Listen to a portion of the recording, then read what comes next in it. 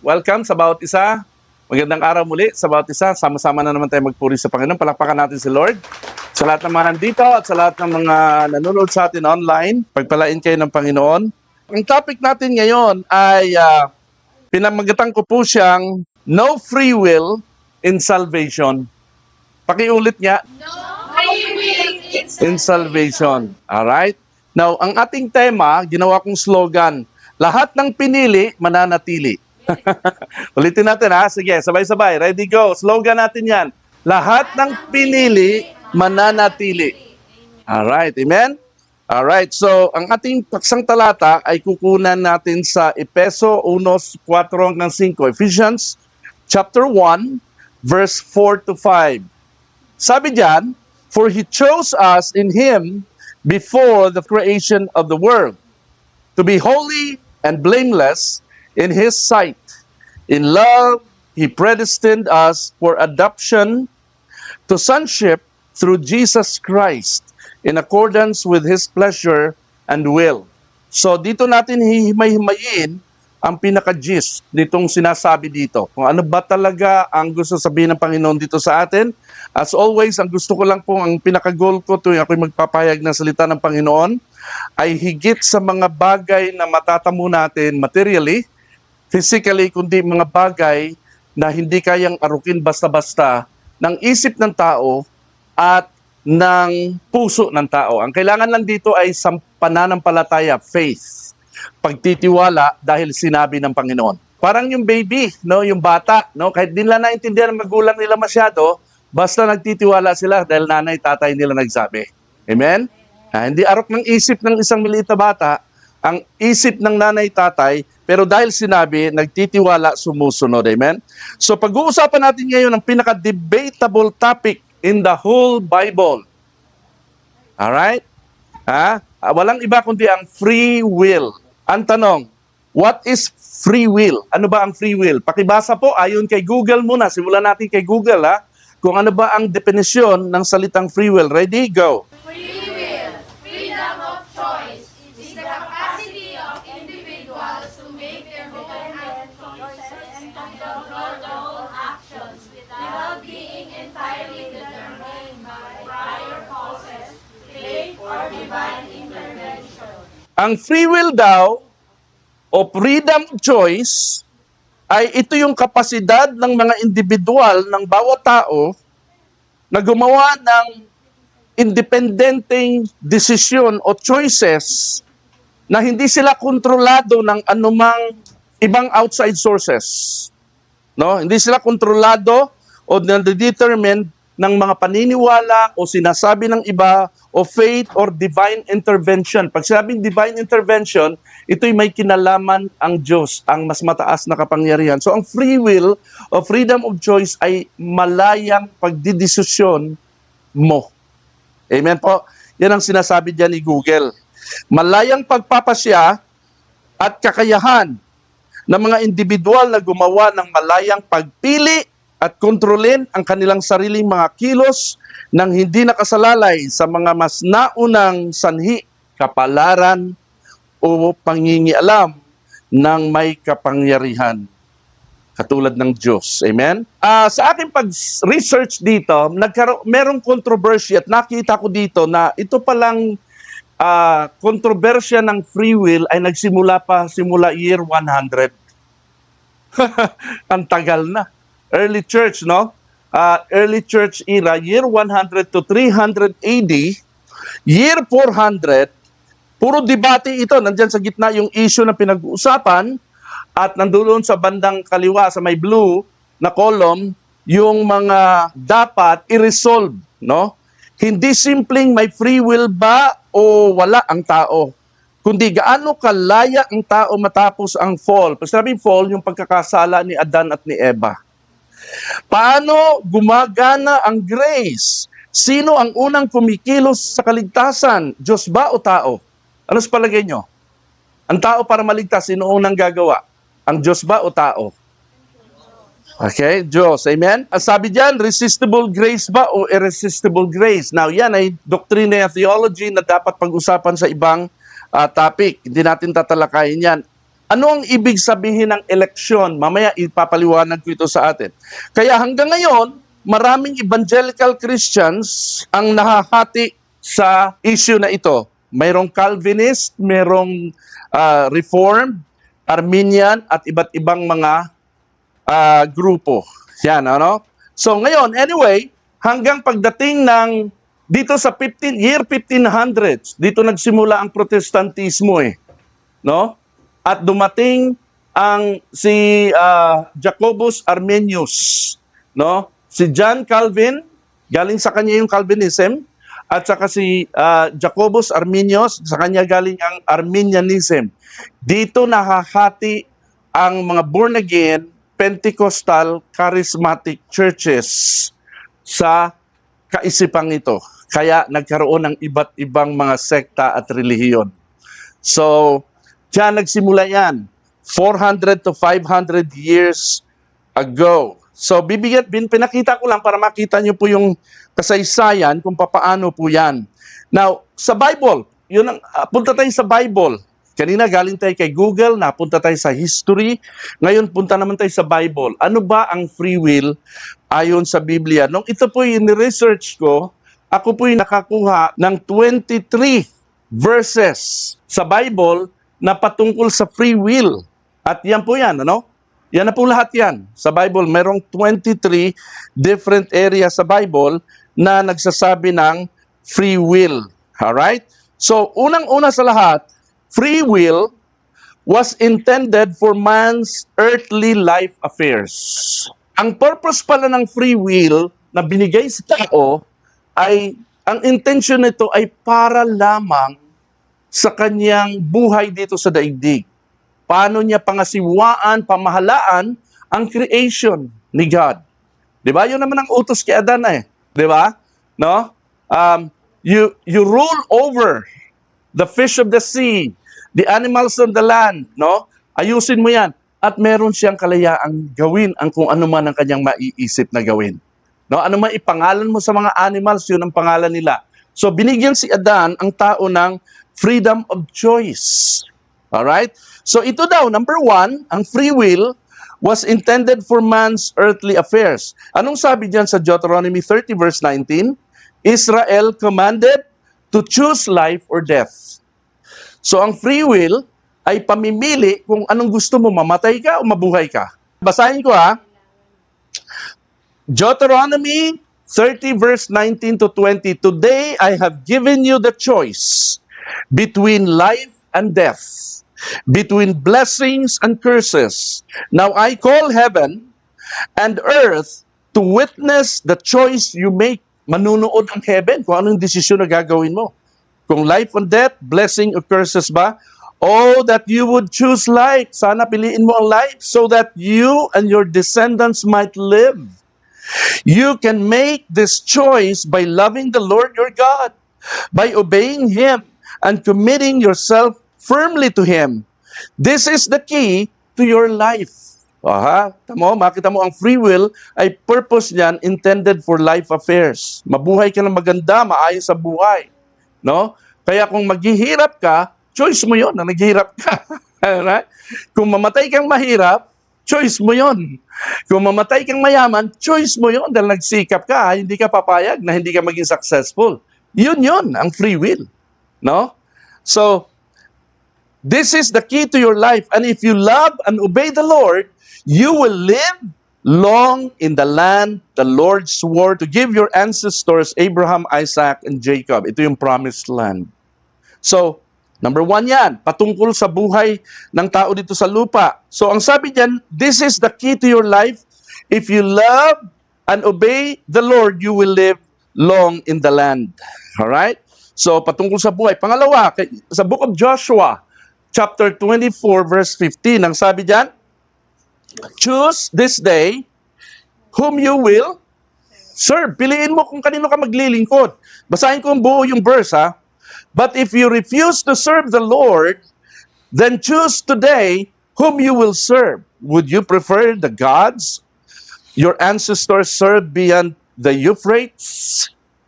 Or will it be the gods of the Amorites, in whose land you now live, But as for me and my family, we will serve the Lord. Nagdesisyon siya na kami, bahala kayo, maglingkod kayo, pero kami maglilingkod kami sa Panginoon ng buong pamilya ko. Free will. Naintindihan natin? Ang paglilingkod sa Diyos. Naintindihan natin? So para lang sa affairs of this life. Tapos, kung iisa-isay natin lahat ng verses ng mga nakalagay dyan sa 23 na yan, na nakalap natin, ganun ang sinasabi dito. No? Para lang ang freedom of choice sa mga affairs natin dito sa earth. Temporal life. So again, free will is for man's earthly life affairs only. Amen po ba? Now, alam nga naman, tao lang may freedom of choice of free will. Ha? Diyos din, syempre. Tama? Naniniwala kayo may free will din ng Diyos? Pag-usapan naman natin ang free will ng Diyos. So kung ang free will ng tao intended for man's earthly affairs, ang free will ng Diyos ay divine will ang tawag. Divine will is for God's eternal election of grace. Ang divine will ng Diyos ay hindi para sa personal, physical, temporal, and spiritual affairs ng tao sa earth. Ang divine will ng Diyos ay mas mataas doon para sa eternal life. Amen? Naintindihan natin? Now, meron tayong punto dito. Ba't natin sinabi? Doon sa number 18 tsaka number 21, merong sinabi dito si Peter. Pakibasa ngayong ng 1 Timothy, yung nakalagay doon. Ready, go. God desires all people to be saved. Sabi sa 1 Timothy chapter 2, verse 3 to 4, God wants everyone to be saved and to understand the truth, and He is being patient for your sake. Sabi naman sa 2 Peter 3:9, He does not want anyone to be destroyed, but wants everyone to repent. Ang tanong ko dito, whose will is for everyone to be saved? God. Whose will is for everyone to repent? God. Will ito ni God. Ang tawag dito ay divine will. Labas na to sa usapin ng free will. Naintindihan natin? When it comes to salvation, dito sa, nakita yung twist dito? Ang pagkakaiba, anong pagkakaiba nito sa Deuteronomy kanina at saka sa Joshua na binasa natin? Dito sa Timothy at Peter, Diyos ang merong will. Sa Deuteronomy at saka sa Joshua, ang tao ang merong will. Ang tao may will. Alright? Kasi pertain sa life yung offer eh. Ito naman, patungkol sa kagustuhan ng Diyos na masave ang tao. God's divine will, ang subject dito, wala nang kinalaman dito yung free will ng tao. Free will, divine will na ng Diyos ang umiiral when it comes to salvation. So pagdating sa salvation pala, walang free will. Pagdating sa usapin ng kaligtasan, will lang ng Diyos ang umiiral. Tandaan natin yan. So, naalala niyo po si Eva at Adan? Yung pinalayas po sila sa Garden of Eden. Di ba pinalayas sila? Sa Eden, patapos sila magkasala, pinalabas sila at ginwardyahan. Merong kerubin na nilagay ang Diyos at merong umiikot na flaming sword para hindi sila makabalik. Yung pangyayaring yon ay isa po itong act na ang tao ay nahulog sa kasalanan at hindi na makabalik using their own free will. Sabi ng Lord, teka muna, ang tao ay katulad na natin, knowing good and evil. Baka kumuha siya ng bunga doon sa tree of life at hindi na siya mamamatay. Ibig sabihin, doon nagsimula ang death niya. Kaya nung pinalaya siya, hindi na siya makabalik kasi hindi siya kumain siya ng tree of the knowledge, fruit of the tree of the knowledge of good and evil, and then ayaw na siyang payagan ng Diyos na kumain ng fruit ng tree of life para mabuhay magpakailanman. Ibig sabihin, hindi will ng Lord na ang tao ay magkasala at mabuhay magpakailanman. Meron siyang pagdadaan ng parusa. Ganon yung, kaya pinalaya sila na wala na ang Garden of Eden. Ang free will po ng tao ay hindi nila maia-apply para makapagbalik loob sa Diyos. Yun ang ibig sabihin ng pagpapalaya sa kanila. Para tubusin nila ang kanilang sarili at magdesisyon na maligtas sila by eating the fruit of the tree of life. Alright, nasusundan natin. Malalim ito. Hindi pwedeng, so lahat ng tao ngayon ay pinili ang kapahamakan para sa kanilang sarili. Now, it's God's turn to choose kung sino-sino naman ang kanyang pipiliin para tubusin. Lahat ng tao nagkasala. Di ba? Romans 3:10, Romans 3:23, for all have sinned and fall short of the glory of God. There is none righteous, there is none, not even one. Tapos, lahat ng nagkasala, ang kabayaran ay kamatayan. Lahat ng tao under the curse of death. Hindi na sila makabalik. At bahala na si Lord ang mamimili kung sino-sino ang pipiliin niya na masave. Wala sa ating pagpili kay God na masave. Tandaan natin yan. Alright? So, it's God's turn to choose kung sino-sino naman ang kanyang pipiliin para tubusin. Hindi pwedeng lahat ng tao tutubusin ng Diyos. Sabi mo siyang katabi, hindi pwede. And that truth doesn't make God unfair kung mamimili lang siya kung sino ang sa mga nagkasala ang kanyang tutubusin o ililigtas. Choice ng God yun. Yun ang tinatawag na divine will. No? Mas mataas kaysa free will ng tao. Kumbaga sa husgado, ganito. Hindi pwedeng lahat ng kriminal sa kulungan ay papalayain ng korte ng ganun-ganun na lang. Tama ba? May narinig ba kayo? Dahil mabait kasi yung husgado, mabait yung judge.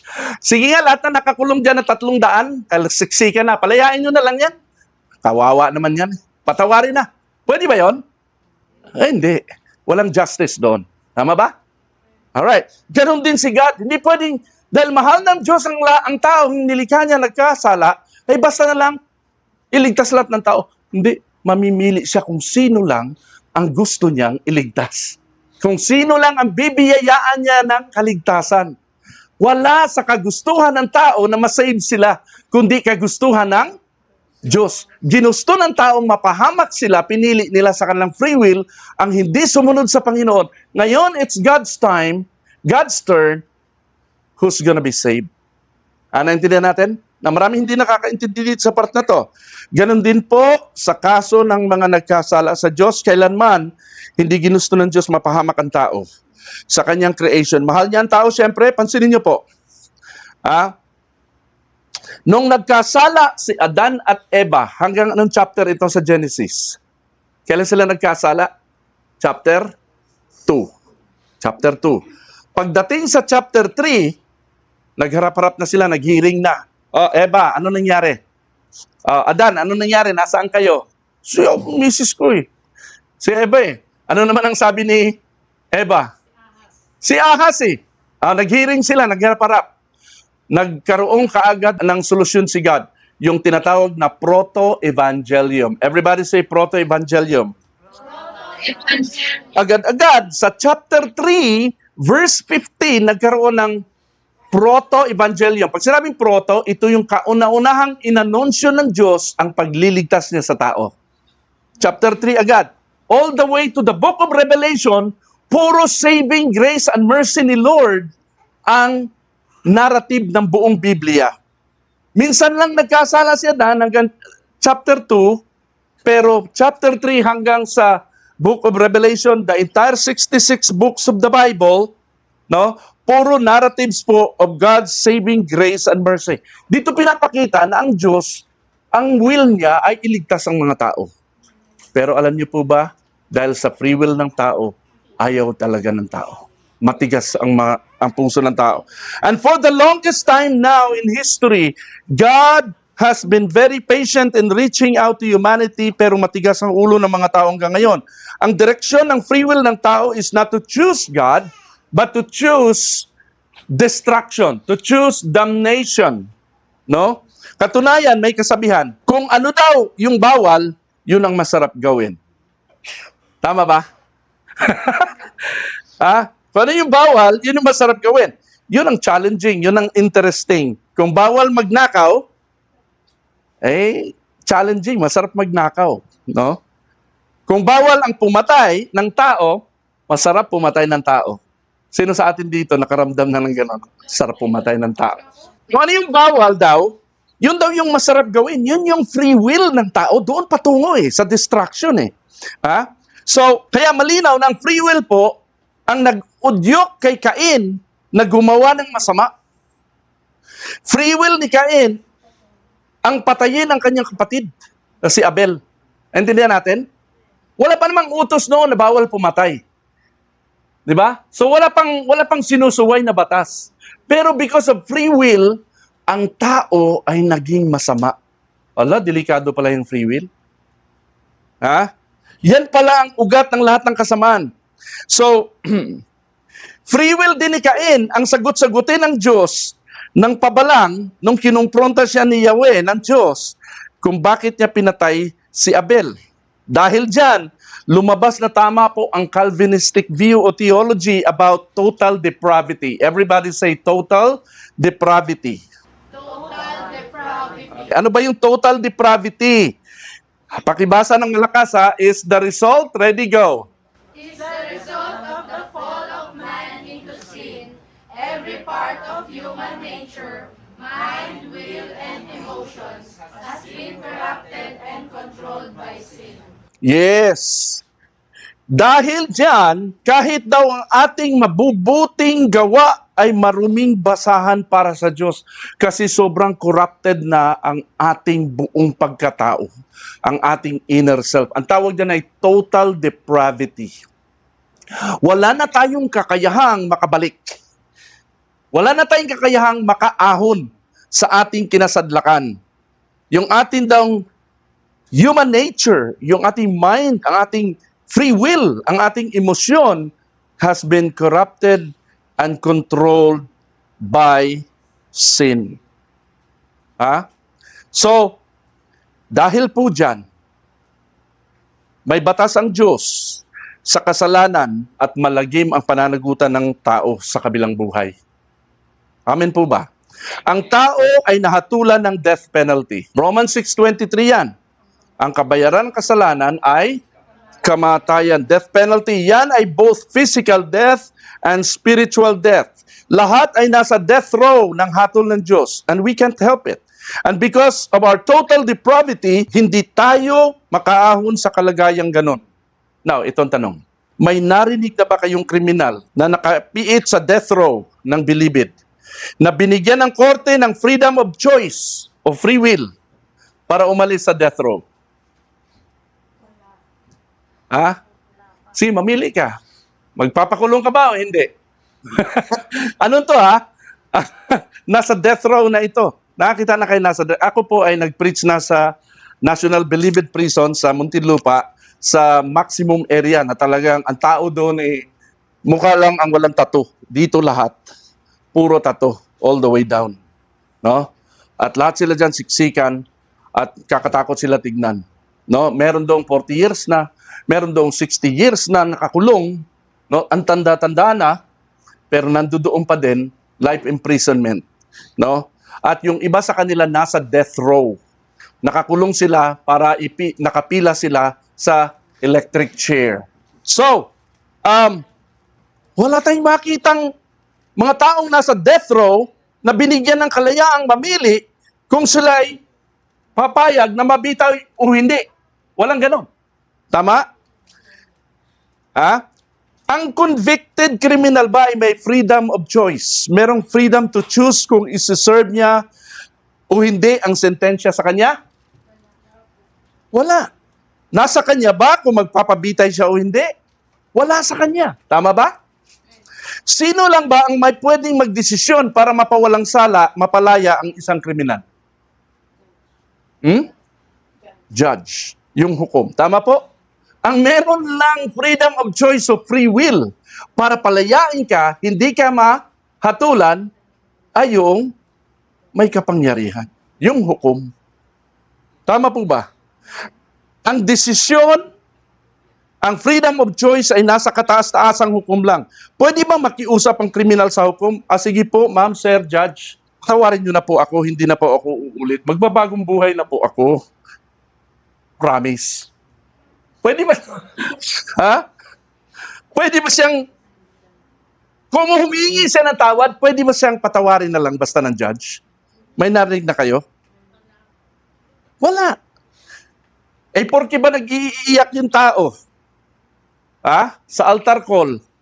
Ala, nag-altar call, tapos iyak siya ng iyak, naghihingi ng sorry, patawarin mo na ako, Panginoon.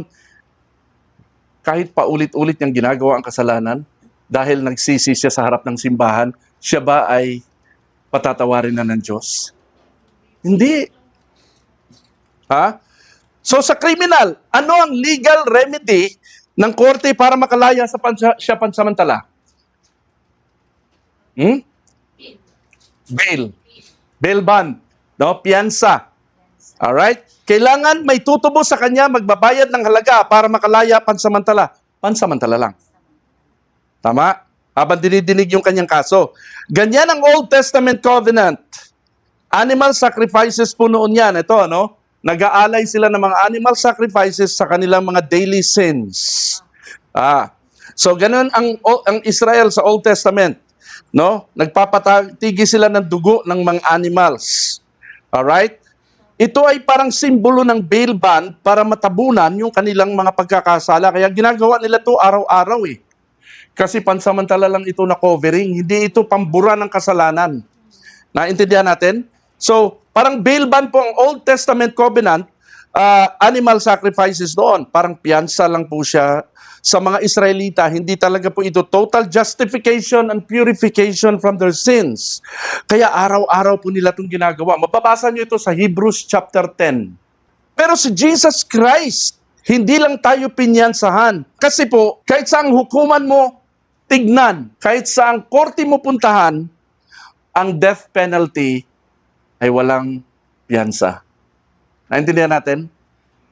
Ang death penalty ay walang piyansa. Kaya inako ni Jesus sa kanyang sarili ang lahat ng ating pananagutan sa Diyos. Siya ang pinarusahan ng death penalty doon sa krus, imbes na tayo. Sinalo niya ang kabayaran ng ating kasalanan. Lahat-lahat. Amen po? At yung kabanalan pa niya, inimpute sa atin, isinalin sa atin, kaya in the judge's eyes, in God's eyes, we're fully paid of our obligations as if we haven't committed sin. Ganon katindi ang New Testament sa Old Testament. No? Naintindihan na natin yan? As if we have not committed sin. Kaya yung justified did not sin. Ganon. Kaya new birth po ang resulta. Kasi nabago ang standing natin sa harap ng Diyos. Na fully paid tayo bigla, past, present, and future obligations natin sa Diyos. Amen po? Dahil sa ginawa ni Christ. Impas yun kaayo. Alam niyo ba? Naintindihan niyo? Cebuano yun. Totally cleansed, totally purified, justified tayo from sin. New creation. I am a new creation, no more in condemnation. Here in the grace of God I stand. Diba? Ayan. So, hindi lang pansamantalang kalayaan ang meron tayo kay Kristo, permanenteng kalayaan. Amen po? So, ang sabi ni Jesus, if the Son sets you free, you will be free indeed. Talagang malaya na tayo. Palakpakan natin si Jesus. Yan. Free will is the culprit and source of all evil. Pag sinabing culprit, ito talagang pinaka-mastermind ng lahat ng kasamaan, ang free will.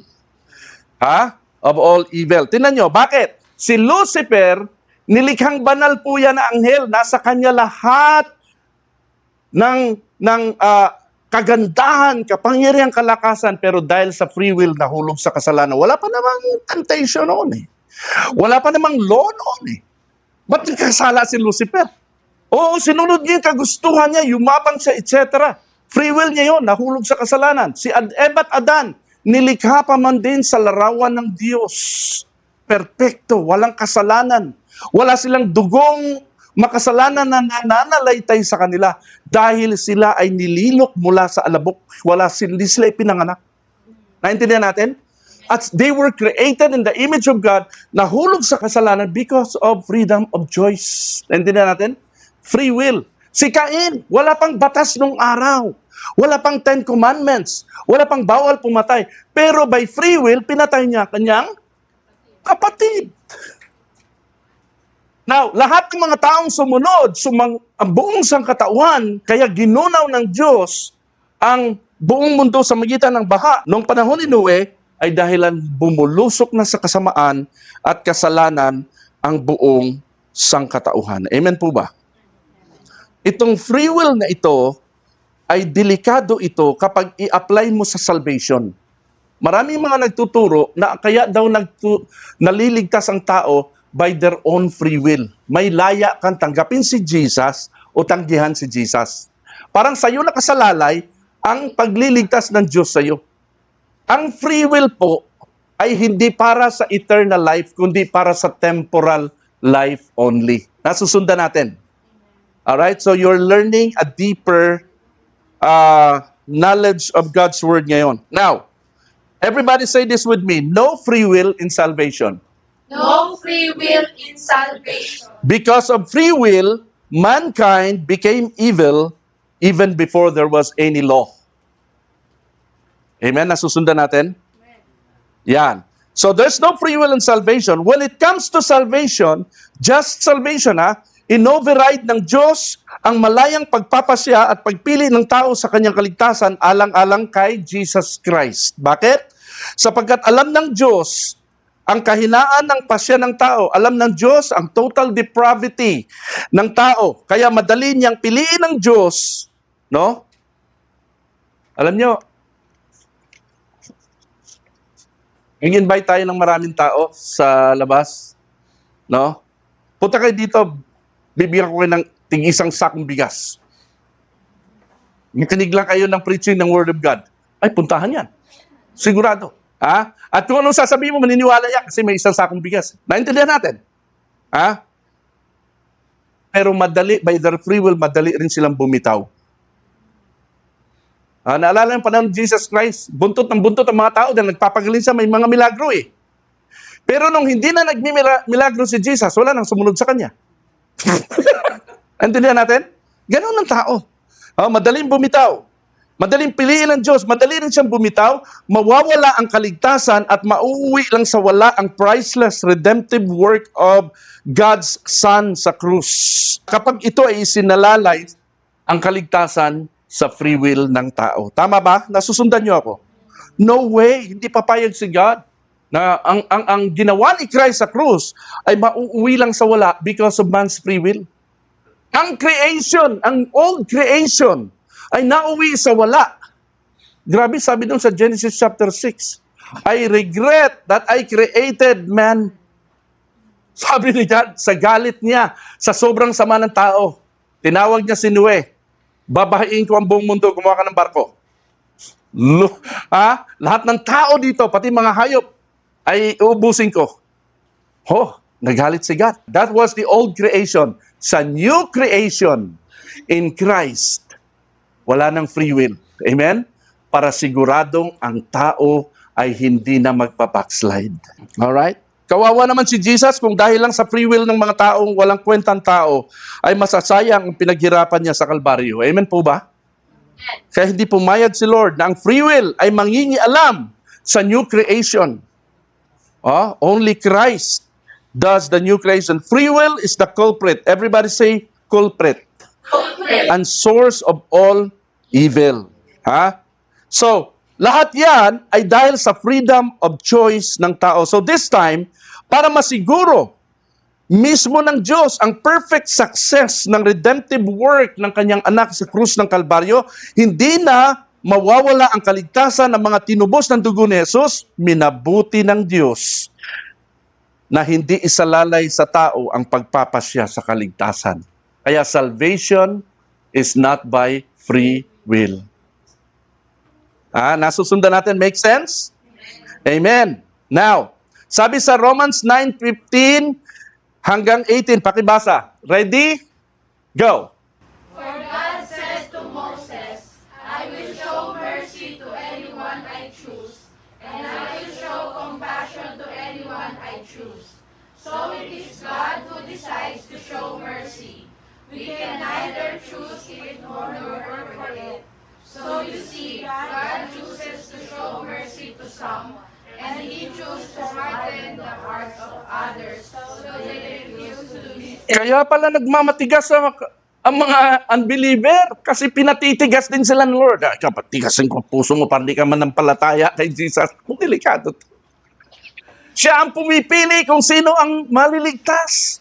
Na ito po ay malalim ito, mahirap itong arukin ang isip ng tao, kaya iniiwasan itong verse na ito. Nakarinig na kayo ng preacher na binasa itong verse na ito? Wala. Wala makapagsabi sa'yo, sa tinagal-tagal ko na Christian, no? Walang nagpipreach ng verse na to, iniiwasan ito. Kasi ang maraming turo ng mga tao ay free will. Manampalataya ka, tumanggap ka sa Panginoon para maligtas ka. Hindi mo mapipilit ang tao. Kasi si God lang ang mag-uudyok sa tao para ang tao ay tumanggap sa Kanya. Si God lang din ang nagpapatigas ng puso ng tao para hindi siya tanggapin. Siya ang namimili kung sino ang maliligtas. Nako, alam ko na yung nasa isip niyo. Parang unfair naman si God. Ha? Siya ang namimili. Sabihin mo siyang katabi, siya ang namimili. Kaya kung ikaw ay nandito at malambot ang puso mo, sumampalataya ka sa Panginoon, pasalamat ka sapagkat napili ka. Amen? Napili ka. Dahil kung hindi, wala ka rito. Lahat ng mangyayari sa buhay mo, gagawin ng Diyos para hindi ka makapakinig ng Ebanghelyo. At kung makapakinig ka ng Ebanghelyo, patitigasin niya ang puso mo. Yan ang sabi dyan. Now, kailan nangyari ang election na ito, ang pagpili ng Diyos? Kailan nangyari? Nung nakilala mo si Lord o before pa? Before pa? O nung nakilala mo? Ang pagpili o election ng Diyos ay naganap bago pa niya nilikha ang daigdig. Ganun katindi. Pakibasa, Efeso 1, 4-5, for He chose. Ready, go. For He chose us in Him before the creation of the world to be holy and blameless in His sight. In love, He predestined us for adoption to sonship through Jesus Christ, in accordance with His pleasure and will. He chose us. Sabi niyan, chose us before the creation of the world. It doesn't make sense. Paano nangyari yun? No? Ano nangyari? Na, itong sagot, paano nangyari?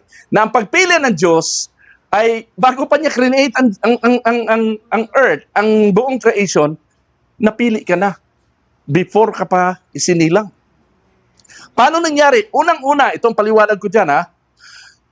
Time, space, and matter did not exist before the creation. Ibig sabihin, walang past, walang future, lahat noon ay puro present. So, yung mangyayari pa lang sa ating panahon, present tense na yun kay God nung unang panahon. No? Ikaw, pinili kita. Pero, mangyayari pa lang pala yun. Nung i-create niya ng mundo, nagkaroon ng time, nagkaroon ng space, nagkaroon ng matter, dumating yung 2026, si Ate Judy nandito ngayon, pero hindi niya alam, long before, napili ka na ng Diyos. Yan ang ibig sabihin dyan. Amen? Nasusundan niyo ako. Amen. Okay? So, yes, palakpakan natin si Lord. That means there was no past and future. Everything was present with God back then. Ikalawa, God is omniscient. Everybody say omniscient. Omniscient. All-knowing. Alam niya lahat. Walang past sa Kanya, walang future sa Kanya. Alam niya na parang nandyan lang lahat. No? Amen po? God knew in advance those who are going to become His people. All right? He chose us in Him before the creation. Now, sabi pa dyan sa bandang huli, in accordance with His pleasure and will. Ano yung batayan ng kanyang pagpili? malinaw dito na ang divine will po, ang pinaiiral niya dito ay hindi ang ating free will, kundi ang kanyang will. Andiyan, nakasulat mismo sa dulo yan. Pleasure and will. Ang basihan ng pagpili ng Diyos ay hindi ang ating husay at galing, but simply His own pleasure. Ba't mo ako pinili, Lord? Wala, para lang si pleasure ni Lord. Ganun lang yon. Yan ang sabi dyan. Now, mabigat masyado ang pananalitang ito para kayanin ang utak ng tao. Kaya iniiwasan nga po ng mga free will subscribers ang verses na ito. Pero wala tayo po sa posisyon para tanggihan ang mga katotohanan ito ng Diyos porque di natin lubos na nauunawaan. At sabihing unfair ang Diyos para mamili ng mga pipiyayaan niya. So it's either you take it or leave it, period. Bakit? Wala bang karapatan ng Diyos mamili? Tayo lang ba ang may karapatang mamili? Ha? After all, siya ang supremo. Siya ang Almighty God. He is the potter and we are the clay. Ha? Siya yung lumililo. Ang sabi sa Romans chapter 9, verse 20 to 21, "But who are you, O man, to answer back to God? Will what is molded say to its molder, why have you made me like this? Has the potter no right over the clay to make out of the same lump, the same clay, to make out of the same lump one vessel for honorable use and another for dishonorable." Ito, gagawin ko tong maganda, pangmamahalin na pottery, bibenta ko to ng mahal, maganda to para sa palasyo ito. Ito gagawin kong ordinary, pangit. Pwede ba silang magreklamo? Ba't naman siya? Pinaganda mo, ako pa. Sino ang may pleasure? Sinong namimili? Yung potter. Yung lumililok. Hindi tayo pwedeng mag-answer back to God. Wala tayong kakayanan. Putik lang tayo, siya ang manlililok. Putik lang tayo at wala pa tayong buhay. Naintindihan natin? Nasusundan po natin ito. Romans 8:29 to 30, "For God knew His people in advance, and He chose them to become like His Son, so that His Son would be the firstborn among many brothers and sisters. And having chosen them, He called them to become or to come to Him." Kaya pala tayo lumapit kay Lord. Hindi dahil naakit ka, hindi dahil may ayuda o may imbitasyon, kundi ikaw ay pinalapit ni Lord. Tinawag ka ng Panginoon. Having called them, He gave them right standing with Himself, and having given them right standing, He gave them His glory. Sabi diyan, alam na ng Lord in advance kung sino-sino yung kanyang mga tatawagin. Maalam talaga si Lord. Amen po ba? Yan. Diyos Ama lang ang nakakapagpalapit sa mga tao kay Kristo, hindi ang sariling free will natin. Susundan natin? Alright? Pakibasa yung John 6:44. Ready, go. No one can come to me unless the Father who sent me draws them, and I will raise them up at the last day. Kita mo? So, Father and Son, tandem lang po talaga ang redemption. Wala kang kinalaman dito. Wala kang free will na sasabihin na malaya akong mamili. Kaya ako tumanggap sa Panginoon dahil pinili ko ang Panginoon. Kayo, ang titigas ng mga ulo nyo. Hindi natin pwedeng masabi yon, no? Example, si Saul. Lalo si Saul, bago pa siya naging Paul, the Apostle Paul, siya muna si Saul na murderer, persecutor. Siya'y bumabiyahe papunta sa Damascus, sa road to Damascus, para i-persecute ang mga early Christian believers. Patayin. Siya nga ang nagpapatay kay Evangelist Stephen. Punta siya roon, may mga kasama siyang karaban para patayin at i-persecute. Alam niyo ginawa? On the way to that road, biglang nagsalita si Lord sa kanya. Wala naman siyang faith kay Jesus. Wala siyang faith. Against siya kay Jesus. Bigla na lang siyang hinarang sa daan. Saul, Saul, sino ka, Panginoon? Ako si Jesus na pinipersecute mo. Alright? Tapos binulag siya ng Panginoon. Sasabihin ko sa iyo kung anong gagawin mo, pupunta ka sa gano'n. Wala siyang magawa. Naintindihan natin? Walang faith yun si Paul. Against yun sa Christianity. Biglang siya ngayon ang number 1 apostol ng Biblia. Kita mo, appointment by God, chosen by God. Naintindihan natin? Kaysa ibang mga disipulo na nakasama niya si Jesus Christ all throughout his, God chooses people according to His pleasure and His will. Hindi mo po pwedeng ibabase dahil kung mataas ang iyong pinag-aralan, magaling ka, mahusay ka, hindi po. Alright? So, God is the only operator in our salvation. Wala siyang human co-operators. Wala tayong kinalaman o parte man lang sa ginagawang pagliligtas ng Diyos sa atin. That's why only by grace ang salvation po natin. Basta na lang napili tayong kaawaan ni Lord. Naintindihan natin? No? We didn't reach out to God. Ika nga, we did not see it coming. Di ko inasahan to.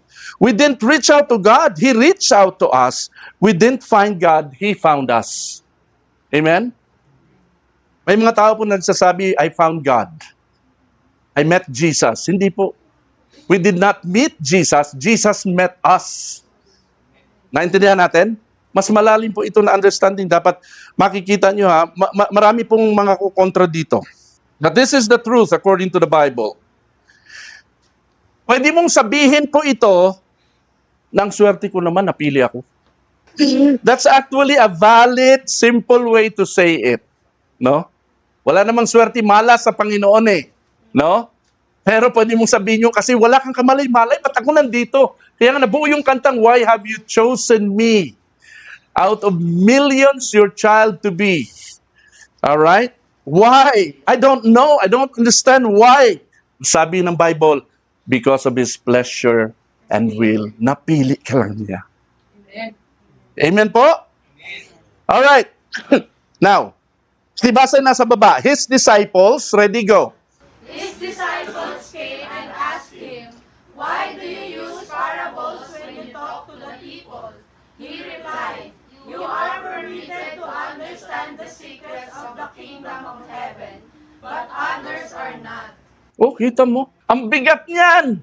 You are permitted to understand the Word of God, but others are not permitted. Bakit puro parables ang ang preaching ni Jesus? Ba't di na lang niya sabihin, ako yung Messiah na inaantay niyo ng matagal na. Sa Old Testament, ito ang sabi na Isaiah, sabi ni Ezekiel, ito ang sabi ni Jeremiah tungkol sa akin. Ito ang sinabi lahat, ako yon. Mamamatay ako para sa kasalanan. Yung plain words ba, na madaling maintindihan, katulad ng pagpapaliwanag ko ngayon, bakit puro parable? No? The kingdom of God ay katulad ng naghahasik ng mabuting binhi. Merong 4 na klase ng lupa. Mabatong lupa, matinik na lupa. Puro malalim. Metaphorical. Sinikreto sila ni Jesus Christ ngayon sa isang bahay. Lord, bakit ka ba nagsasalita ng parable? Ito na yung pagkakataon mo para magpakilala ka. Bakit ayaw mong magsalita plainly? Ito ang sagot ni Christ. Lumabas ang malalim na dahilan. Hindi lahat pinili. Sabi mo sa iyong katabi, hindi lahat pinili. Hindi lahat pinili. Hindi lahat maliligtas. Hindi lahat pinili. Grabe, ano? Sabi mo sa iyong katabi, swerte ko, napili ako. Lord. Amen? Kaya ka nandito. Amen? Yes. So, now, sabi niyan, you are permitted to understand the secrets of the kingdom of heaven, but others are not. Ibig sabihin, delikado po ito. Pati pala sa theology o pag-intindi, tamang pag-unawa sa salita ng Diyos, ay sukatan din pala ito kung napili ka o hindi. Kung mali ang intindi mo, delikado ka. Baka mamaya hindi ka pala kabilang sa napili. Pero bakit ito ay napapaliwanag sa atin ng malinaw? Sabi mo sa iyong katabi, kasi napili ka. Kasi napili ka. Yun. Therefore, yung pong whoever, everybody say whoever. Whoever. Ito, yung whoever po sa John 3:16 at yung whoever doon sa Acts 2:21. Whoever believes, whoever calls on the name of the Lord shall be saved. Yung mga whoever na yun, hindi yun sa mga kung sinong taong pumipili kay Lord na sa kanilang free will. Naintindihan natin? Kundi kung sino lang ang pinili ng Panginoon. Para sa mga tao, hindi natin alam. Kung bari, 100 ng tao dito, nagpaliwanag ako ng salita ng Panginoon. kung sino lang talaga yung kakabugin ng Lord ang tatanggap sa Kanya. Amen po ba? Again, no free will rule ay applicable sa salvation. Ang salvation ay walang free will. Ultimo po yung act of faith natin. Bakit ka nanampalataya sa Panginoon? Yung act of faith natin kay Jesus, pagkarinig mo ng Ebanghelyo, kaloob pa din yun ng Diyos. Hindi yun human faith. Hindi dahil matalino kang tao kaya naunawaan mo ang gospel. Niloob ng Diyos na maunawaan mo sapagkat nireveal niya ang kanyang sarili sa iyo. Amen? Alam niyo po bang ang daming mga scientists, ang daming abogado sa iba't ibang bansa, pati sa Pilipinas, ang hindi sumasampalataya sa Diyos. Tama ba? Atheists, hindi naniniwala kay Jesus. Pero alam lang Bible, pinag-aralan nila yan. Ang faith, kung bakit ka na-save, ay hindi yung sariling faith mo. Kaninong faith yon? Ayan, pakibasa, Romans 10:17. So faith, ready, go. So faith comes from hearing, that is, hearing the good news about Christ. Faith comes from, pansinin yung tatlong words na yon. May pinanggalingan ng faith, hindi yun galing sa'yo. It comes from where? Hearing. Kung hindi ka nakapakinig ng Ebanghelyo, hindi ka magkakaroon ng ganitong klaseng faith. Kasi yung faith na yun, hindi yun innate, hindi yun personal, hindi galing sa loob mo yun. Ibinigay yun ng Diyos sa'yo by hearing. So, in simple terms, ang preaching of the good news of Christ ay mistulang conveyor. Sa mga machine fabrication company, merong conveyor eh. Parang ano yan eh. Diyan sinasakay yung mga bagay para dalhin sa isang lugar. No? Ang conveyor ay para pong siyang tagadala, daluyan para maidating sa iyo ang gift of faith, kaya ka naniwala kay Jesus. Nung narinig mo ang Ebanghelyo, doon mo lang naranasan, doon lang dumating ang saving faith na yon for the first time. Hindi yun galing sa iyo. Comes from hearing. So kung hindi ka nakarinig, hindi ka sa mananampalataya. Kaya mahalaga makarinig ng Ebanghelyo ang mga tao. Sa 100 nakarinig ng Ebanghelyo, iilan lang dyan ang magkakaroon ng saving faith.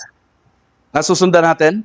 Kasi sila lang yung tinatawag ng Panginoon. Kaya nga sa dami ng pinagaling ni Jesus Christ sa sakit.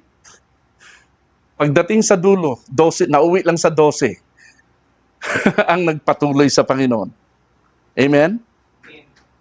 Ang sabi dito, Ephesians chapter 2 verse 8, for it is by grace you have been saved through faith. And this is not from yourself. Yung faith na yun, hindi ito galing sa iyong sarili. It is the gift of God. This is not from yourselves. It is the gift of God. Huwag nating angkining dahil sa ating sariling freedom of choice, of free will, kaya tayo naligtas. We cannot take credit for it by saying, free will ko to. So wala talagang lugar ang free will ng tao sa kaligtasan. Free will ends when eternal life begins. Pag ang usapin ay buhay na walang hanggan, wala nang free will doon. God's will na lang lahat yon. Amen? Limitado lang ang free will sa natural, temporal, earthly life affairs ng tao, hindi sa supernatural, eternal life. Kasi pagdating na sa bagay na yon, divine will na ang iiral. Choice na ni God, hindi na choice ng tao. Naintindihan natin? Kaya kung ikaw ay tumanggap sa Panginoon, naging Kristiyano ka, hindi mo kalooban yan ng Diyos. No? Kaya ka nandyan. At ang purpose niya, maging katulad ka ni Jesus Christ, kaya nag-church. Kaya ka maaten nakikinig dito. Kaya dapat mo nga yung unahin kasi kalooban niya ng Diyos. Sino gustong sumunod sa kalooban ng Panginoon? Amen. Ito pang isang dahilan kung bakit walang free will sa salvation. Sa dinami-rami ng reliyon sa mundo, bakit hindi sinabi ng Diyos, bahala kayo kung anong relihiyon ang pipiliin nyo, okay sa akin yan. Basta faithful kayo sa paniniwala nyo. Ba't walang ganun? Ba't hindi niya ino-honor ang iba't ibang mga relihiyon? Walang freedom of choice ang tao sa kung anong gusto nilang paniwalaan sa halip.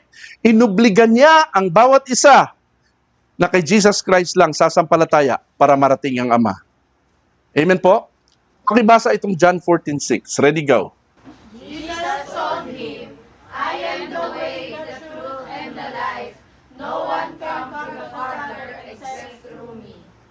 No one can come to the Father except through me. No other faith, no other religion, not even Judaism. Alam niyo ba ang Judaism? Ito ang religion ni Jesus Christ. Ito ang religion nila noon na hindi niya sinusulong. Very explicit ang declaration po dito sa salvation. Hindi ino-honor ng Diyos ang freedom of choice ng tao sa ibang way to God. Jesus is the way. Para sa mga Hudyo nung araw po, masakit sa tenga pakinggan ang mensaheng ito ni Jesus. Malaking insulto ito sa kanila sa Judaismo dahil libong taong tradisyon na po nila ang Torah. Alam niyo yung Torah, di ba? Alright? Yung first 5 books of the Bible. The law. Genesis, Exodus, Leviticus, Numbers, Deuteronomy. Itong Torah na ito, ito ang pundasyon ng kanilang pananampalataya at way to God nila. Biglang sasabihin ng Jesus Christ na ito, hindi yon ang daan papunta sa Ama, kundi ako ang daan. Ay grabe, ipapako talaga kita sa krus. Sabi siguro isang nakarinig doon. Come to think of it, kung ang Judaismo nga po, na dating daan patungo sa Diyos na mismong si Yahweh pa ang nagtatag 4,000 years ago, ay walang bisa ng Diyos nung dumating ang kanyang anak 2,000 years later. Ano pa kaya ang ibang daan o relihiyong pagano? Saan kangkungan pupulutin ng mga tao doon? Pangatlo, merong assurance of salvation. Assurance of salvation is possible only by election. Everybody say election. Election. Pagpili, yan ang ibig sabihin ng election. God electing who are going to be saved. Yan ang ibig sabihin ng election. No? Parang tayo, pag tuwing election, namimili tayo kung sinong iboboto natin. Intindihan natin? Ganon din si God ang namimili, nag-i-elect kung sino ang ililigtas niya. Anong purpose ng election? Upang tiyaking hindi mawawala ang kaligtasan ng mga pinili ng Diyos. May mga taong naniniwala na nawawala daw ang kaligtasan. You can lose your salvation when you backslide, when you choose to. Pero, ano yung slogan natin kanina? Lahat ng pinili, mananatili. Ulitin natin, lahat ng pinili, mananatili. Amen. So, yan ang purpose dyan. Kasi pag ang Diyos ang nagpasya, divine will, Diyos ang pumili, divine election, at Diyos ang gumawa, divine work of redemption. Tatlo yan, Divine will, divine election, divine work of redemption, walang sablay. Amen? Wagas at busilak ang kaligtasan, assured tayo dahil bukod sa perpekto ang gumawa ng kaligtasan, hindi na-involve ang free will ng tao. Naintindihan natin? Wala ito sa choice ng tao kung magbabackslide siya o bibitaw siya. Yan. Hindi na-involve ang tao. Kaya yung mga animal sacrifices for sins nung lumang tipan na inialay ng mga Levite priests sa tabernacle po at sa temple, hindi perpekto yun. Hindi tuluyang nakakabura ng kasalanan sa Israel. Alam niyo kung bakit? Tingin sa akin, alam niyo kung bakit? Kasi may partisipasyon ng tao. Sila nag-ahain, sila ang kumakatay, sila nag-o-offer. Kung hindi nila gagawin yon, hindi matatabunan ang kanilang kasalanan. Dito sa pagliligtas na ginawa ni Jesus, wala tayong kinalaman sa kanyang pagkamatay sa krus. Amen? Wala tayong ginawa para tayo'y maligtas. Lahat ng ito, siya lang at si God lang ang gumawa. Walang hands-on ang tao doon. Walang freedom of choice ang tao doon. All divine will lang. Kaya perfect po yung salvation na yun. Naintindihan natin? Dito sa ginawang hain ni Kristo, wala tayong katiting na partisipasyon. Hindi na dungisan ng ating free will ang election of grace sa atin ng Diyos. Wala tayong ginawa para maligtas, kaya nga po salvation is not by works. According to Ephesians chapter 2, verse 9. Hindi pwedeng masalaulan ng tao ang anumang bagay na wala siyang kinalaman. Naintindihan po natin? Ang old creation ni God, Nung ginawa niya ang mundo, ay nasa laula. Nung binigyan niya ng vested authority ang tao to manage His creation with their freedom of choice. This time, sa new creation, in Christ, hindi na tayo binigyan ng freedom of choice para hindi tayo mangialam sa kaligtasan. Kaya kung ikaw ay napili, tiyak ikaw ay mananatili. Amen? Maganda ba? Yes! Ganito kalalim po ito. Purely divine. From election through justification. From justification to sanctification. All the way to glorification. Si Lord lang ang may gawa ng lahat. Kaya sigurado po, assured po ang salvation ng mga nakay Kristo. Kasi kung may free will ang tao sa kaligtasan niya, magdedepende pa sa pananatili ng taong yan ang kanyang kaligtasan, no assurance of salvation. Pero dito sa inireveal na formula ni God kay Jesus Christ, walang believer ang mawawala kay Lord dahil lahat ng pinili ay tiyak mananatili. Anong sabi ni Jesus Christ sa John chapter 10 verse 27? Pakibasa, ready, go! My sheep listen to my voice. I know them and they follow me. I give them eternal life and they will never perish. No one can snatch them away from me, for my Father has given them to me, and He is more powerful than anyone else. No one can snatch them from the Father's hand. Kita mo, double protection. Father and Son, pumuprotekta. No one can snatch them away from me. No one can snatch them away from my Father's hand. Ang sabi niyan, they will never perish. I give them eternal life. Grabe, ano? Double protection. Sabi natin, double protection. Double protection. Father and Son po yan. Alam niyo po bang hindi lang double, may third layer of protection pa? Para hindi ka mawala sa Panginoon? Basahin, Ephesians 1:14, ready, go. The Spirit. The Spirit is God's guarantee that He will give us the inheritance He promised and that He has purchased us to be His own people. He did this so we would praise and glorify Him. The Spirit, the Holy Spirit is God's guarantee that He will give us the inheritance He promised. Assurance yun. Garansya yun. Ano?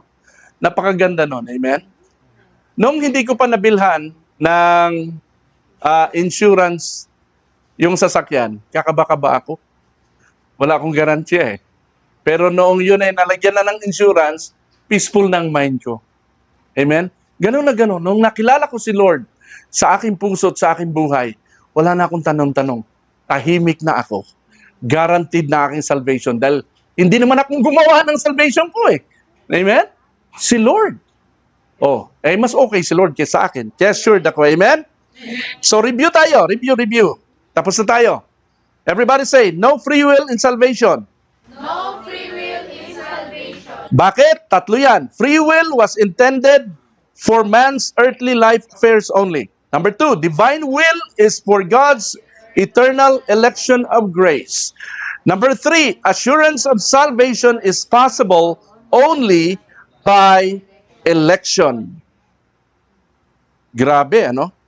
Ito ang malalim na kahulugan ng born again. Amen po? Nasusundan natin? Ito, bigyan ko kayo ng personal challenge. Now, kung duda ka, tanong mo yung katabi mo, duda ka pa ba? Kung duda ka pa hanggang ngayon, sa kaligtasan mo, di ka sure. Bagamat sinabi na ng Biblia, malinaw yan sa Biblia. No? Kaduda-duda nga yun. Ito ang payo ni Apostle Peter sa mga nagdududa. Pakibasa. So, dear brothers and sisters, work hard to prove that you really are among those God has called and chosen. Do these things and you will never fall away. Then God will give you a grand entrance into the eternal kingdom of our Lord and Savior Jesus Christ. Ano daw ang dapat gawin? Work hard to prove that you really are among those God has called and chosen. Ang work hard dito ay hindi lang basta nangangahulugang gumawa ka ng mabuti. Itong ginagawa nating pag-aaral na to, hard work ito, ni-research ko to nung mabuti para masigurado natin ang ating posisyon sa kaligtasan natin. Amen? Na ang ating tinatayuang pananampalataya sa kaligtasan ay sure. Ang ating election ay sure. Ang ating calling ay sure base sa Word of God, hindi base sa atin. Amen? Ibig sabihin, pagsikapan mong alamin, pag-aralan, at ipakita mo sa iyong buhay na ikaw nga ay totoong mananampalataya. Sabi, work hard to prove you really are among those God has called and chosen. Paano? How do you work hard and prove it? Merong dalawang practical signs na itinuro si Jesus, na sinabi si Jesus, to prove your election sure. Practical signs to prove yourself chosen by God. John 10:27, ano sabi? My sheep listen to my voice, I know them, and they follow me. Dalawa ang parte ng tao dyan, na i-work hard. Una, listen. Pangalawa, follow. Alright? Tanong, doon sa listen, do you seem to hear the Holy Spirit when you read the Bible? Nakikinig ka ba? Naririnig mo ba ang tinig ng Holy Spirit pag nagbabasa ka ng Bible? O tuwing nagbabasa ka ng Bible, tulog. Are you growing in knowledge of God's will? Do you acknowledge Christ as your priority in life? That's how you listen to Christ's voice. Ang sabi ni Peter dito, work hard mo daw tong area na to. Pangalawa, you follow Jesus. Are you walking in the light of Scriptures? Ba't ka nagdududa kung ikay lumalakad sa salita ng Panginoon? Baka naman, ito ang naririnig mo sa church, pag umatid ka sa church, pero ang buhay mo sa bahay, sa trabaho, ay malayo sa naririnig mo.